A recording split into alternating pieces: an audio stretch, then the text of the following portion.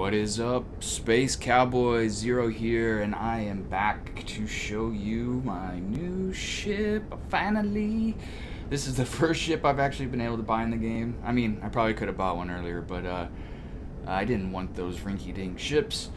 This is a Class B ship, which didn't really realize that was a thing when I was looking to buy it. I finally had enough credits to get this thing, and then whenever I actually went to go buy it, I found out that I did not have the skill, which was kind of annoying. So one thing I wish I would have known at the beginning of the game is I needed to level up this piloting skill. So spent a bit of time just out there doing bounties, hunting down ships to get this up to at least rank 3 so I can pilot a Class B ship. I'm not too worried about a Class C ship yet. I'm still pretty early in the game. But this one I liked because I needed the cargo space. Oh my goodness, did I need the cargo space. And this one's got a huge cargo. It handles okay. Fighting wise, it's alright. I may swap out some of the weapons and modules, but what came stock with it was so basically turret lasers, which I don't actually control. They just automatically fire whenever you are close enough to an enemy, which is, I guess, kind of nice. I don't know. It's been doing okay for the enemies that I've been fighting so far. It's definitely not a fighter. It's like a mid-range kind of hauler, beefy hauler. That's the best way I can describe it. Not sure. I do like it. Very nice design. I'll show you the interior here in a minute, and then I'll take a walk around the outside. But this is the Shieldbreaker. It looks really cool when it takes off. This huge sort of engine bank back here looks beautiful whenever it does take off. We will take off here in a minute. I'm gonna head to my next quest. I finally have the range now that I can get to some of these quests that were just a little bit too far. It's got a much further jump range, and it has a much larger fuel bank, so I can reach some systems that I was just not quite able to get to before.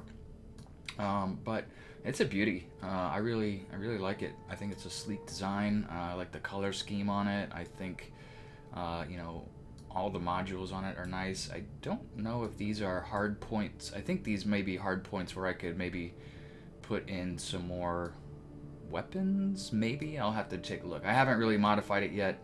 I'll do that probably next time I get into Starport, because I do have a bit of cash on hand. And we shall see. But let's take a look on the inside at this beauty.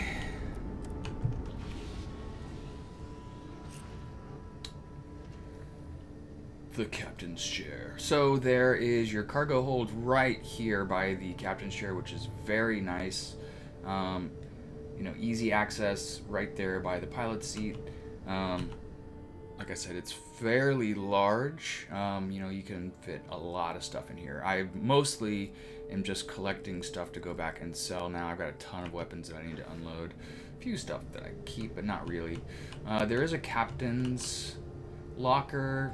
Not a whole lot of space in there. I've pretty much just been keeping all of my notes and stuff that I want to keep, just to keep that kind of separate and organized from here, although I feel like the inventory system's pretty easy to navigate. And then here's the ship. One thing I don't like, or I wish it had, and maybe it does and I just haven't found it yet, but there's no crafting stations in the ship at all. You've got a little berth over here on the side, 4 beds. I think it can accommodate 6 crew, which I think is a pretty decent size. I don't know what is the largest ship yet. This is definitely not the largest one. Like I said, it's only a Class B. But you've got all their stations here, but no crafting, which is kind of weird. I mean, I guess it's okay. I really can just do that at my outpost, but sometimes I don't want to fly all the way back. Sometimes I just want to tinker on my ship. We got a No, this isn't the galley. The galley's on the other side here. No, wait, that was the... Where's the galley? Eh? Maybe this was it. Maybe I walked right past it. Yeah, I guess this is it. Here's your navigation console. The toilet. And that's about it. Nice little conference room in the back. Some maths I don't understand. Alright. I don't really use the navigation console very much because you can really just access it with your map, but it's nice that it's in there. So where I'm actually going to go after we take off and see the takeoff sequence here is... Oops. I am going to work on the quest where Sarah and I are getting hitched here on Paradiso. So that is my next kind of quest that I'm getting to. I could not access this system before with just the Frontier. It was just a bit out of my range, but you can see now I have quite a bit more range. I can get all the way out here to, you know, these level 45 systems, which pretty far. I'm not quite sure why these here are level 65. I guess they're kind of far out the other direction. I don't know. Gotta keep in mind, space is three-dimensional. Looking at that, I wish I could rotate around a little bit more, and it keeps going back to this default, but... So, like I said, we're gonna take off here. Let's look around the outside first, and then we shall fly away. I do love the ship. It has been a lot easier. I can knock out, you know, groups of 4 or 5 level 10 to 14 pirates pretty easily without taking any damage or needing to use any ship materials to repair. Man, look at that thing. That was beautiful. Quite a bit bigger than the Frontier. I mean, this thing is pretty massive. You know, we got these massive cargo holds. Look at those things. Which is why we've got such a huge cargo space. I love these vertical liftoff thrusters here. Those engines are just amazing.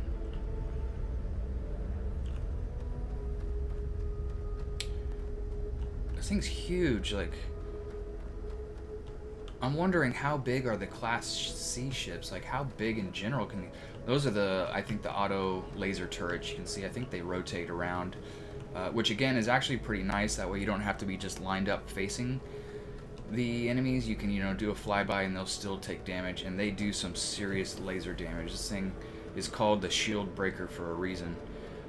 It's got some pew pew. Missile damage is just so-so. I mean, it's nice to have that little bit of extra oomph. And then the ballistic damage is, again, just kind of meh. But that laser pow is good stuff. All right, let's do the takeoff scene, and then I'll cut this video out. See that beautiful cutscene. Taking off from this lovely icy rock. And we're off into space.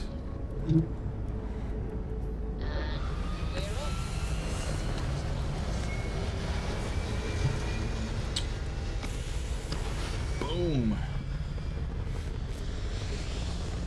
Lovely. Just beautiful.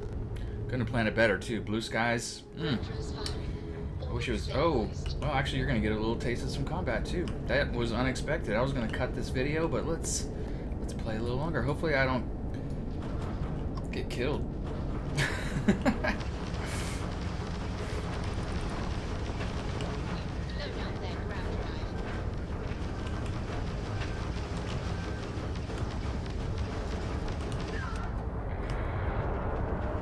Whoa, rocks!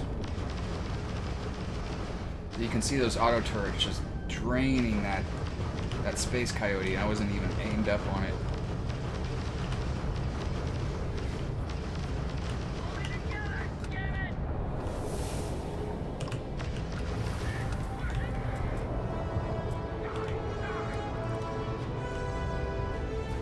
Alright, space hyena.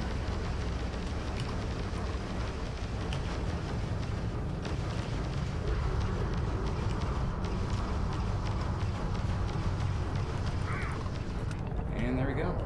Took a little bit of damage, not too bad, but... Spacers are easy targets. I think we had it covered, but I expect some people owe you their lives. Yes, they do.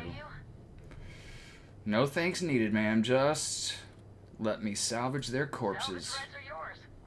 Thanks again for the help. Over and out. Alright. Well, that was the Shieldbreaker, folks. Thanks for flying with me. See you on the next one. Cheers.